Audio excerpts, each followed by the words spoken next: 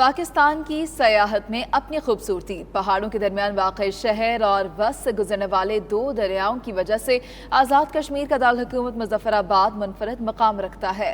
آج ہم آپ کو یہاں موجود تاریخی لال قلعہ کی سیر کروائیں گے اس رپورٹ میں۔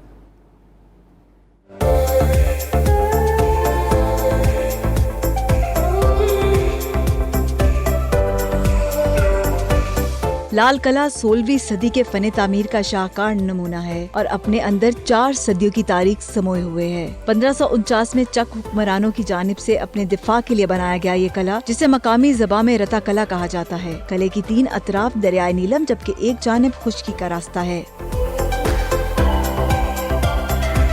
محکمہ سیاحت اور آثار قدیمہ کے زیر انتظام اس قلعے کو سیاحت کے حصول کے لیے عام عوام کے لیے کھولا گیا، جس سے یہاں آنے والے سیاح خوب لطف اندوز ہوتے ہیں۔